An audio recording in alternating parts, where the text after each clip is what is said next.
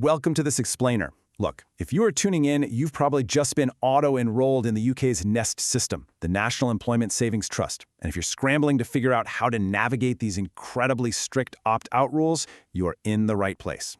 We are going to map out exactly what you need to do to take control of your paycheck before the clock literally runs out on you.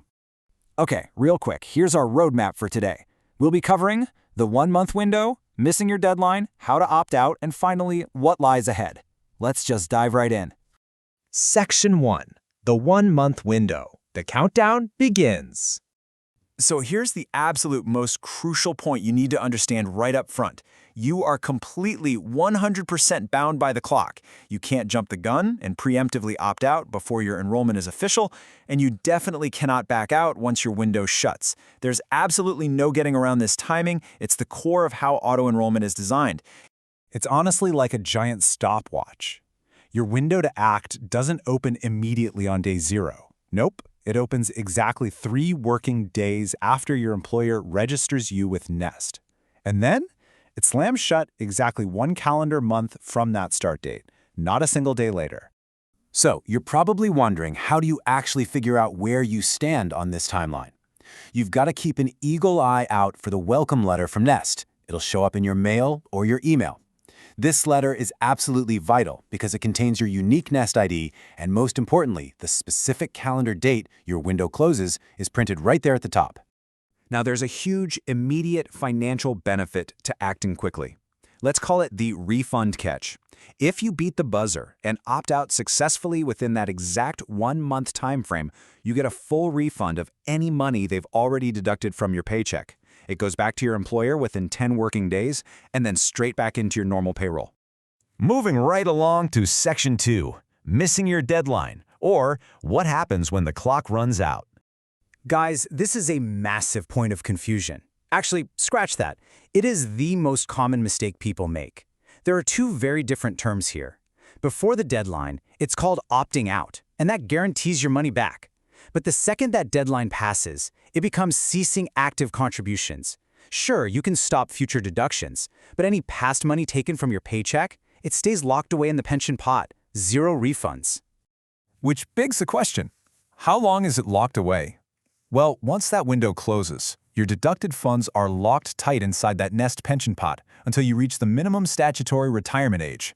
Right now in the UK, that age sits at 55.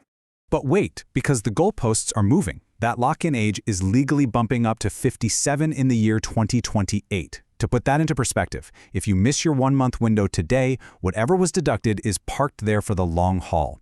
It's totally untouchable for potentially decades, depending on how old you are right now. Are there any loopholes? Honestly, no. The government is incredibly strict about this. The absolute only way to access these locked funds before that retirement age is if you suffer from serious ill health or a terminal illness. Those are literally the only exceptions. They really don't want you touching this money early. All right, let's get practical. Section 3. How to opt out. Taking action now. Before you do anything, you need to know this wild procedural fact. You are flying totally solo on this one. UK law strictly forbids your employer from processing the opt-out for you. HR can't do the paperwork for you, and they can't even legally encourage you to leave the scheme. The ball is 100% in your court. So, here's your 4-step game plan. Step 1. Gather your info. That's your NEST ID from the welcome letter plus your national insurance number. Step 2. Choose your method, either online or by phone.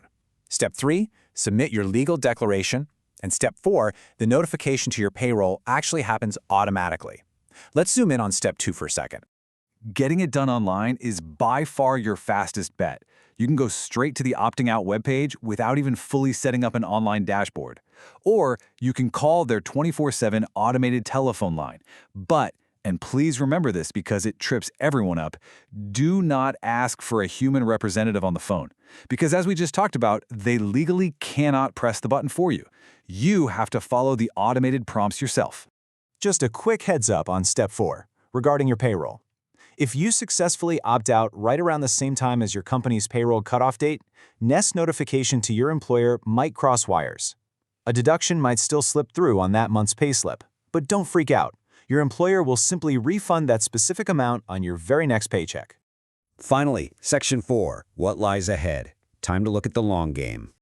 Let's look at the free money equation you are dealing with here. By law, a Nest pension requires an 8% statutory minimum total contribution. But that is not all coming out of your pocket.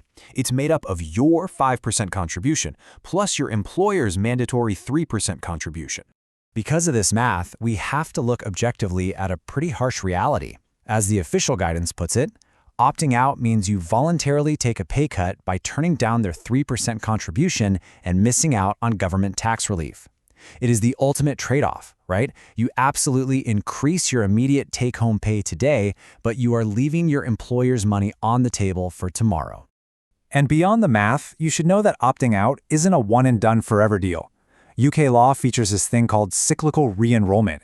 Basically, every 3 years, employers must automatically re-enroll qualifying staff back into the scheme. It's a deliberate government nudge to get you to save. If you still don't want in after 3 years, you'll get a brand new welcome letter and have to jump through that exact same 1-month opt-out hoop all over again.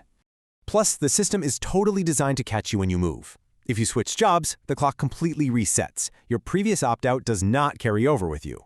Your new employer will automatically enroll you into their chosen pension provider within your first 3 months, meaning you're going to have to restart the opt-out process from scratch at the new gig. So as we wrap up this explainer, let's bring it all together. The final question you really have to ask yourself is this. Knowing the incredibly strict deadlines and knowing the exact cost of leaving, will you beat the ticking clock or will you let the UK government nudge you into retirement savings? With your specific 1-month window ticking away right now, what choice makes the most sense for your immediate paycheck and your financial future? Go check the dates on that letter and make the choice that is right for you.